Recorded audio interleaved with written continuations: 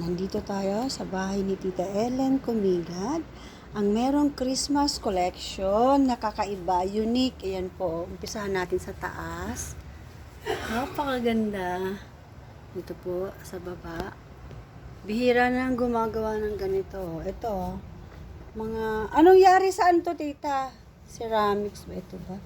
Ang ganda. Babasagin na. Babasagin po yan, kaya iingatan po natin. Ang ganda ng camera mo, liwanag. Taon-taon po yan ay inilalabas niya. Bukas ba ako ng ilaw? Hindi na. Okay na po, ang liwanag. Ayan. Taon-taon yan ay iniingatan niyang Tapos, itago ayun pa, oh. after ng Christmas. At itinatago ng malinis at maayos. Kaya lagi pa rin maganda. Ito, meron pang isa. Sobrang bihira na pong nakakagawa nito. Pero si Tita Ellen ay meticulously keeping it in a safe place. Every year, putting it out again. Ito, ang ganda. O, tinan mo. O, sinong mag-aaksaya pa ng panahon na gugulin para ito ay ilabas at tago taon-taon. Ah, ang cute! Yan, ako nga wala pa eh. Asan na yung bilin mo yung... Yan.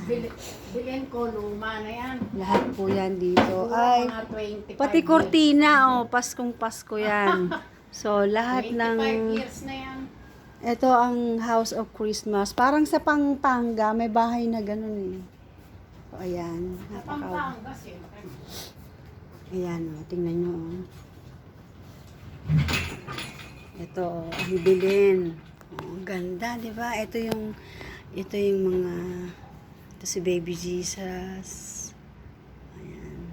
Oh, Mary. Ang angel. Oh my, it's beautiful. Oh, Mary. Papa Joseph. Ang ganda!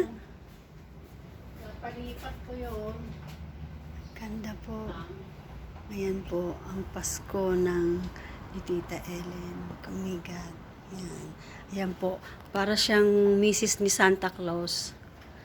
Siya yata yung Mrs. ni Santa Claus eh. Di po ba, ma'am? Kayo po ba si Mrs. Santa Claus? Hindi po. Ako po diabetic. Ang ganda. Kahit saan ka tumingin, ay very Christmassy. Christmas. Diabetic po ako. Diabetic daw na Mrs. Santa Claus. Ayan po siya. Di ba?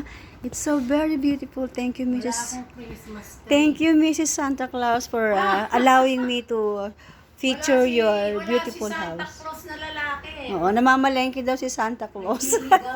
Kaya si Mrs. lang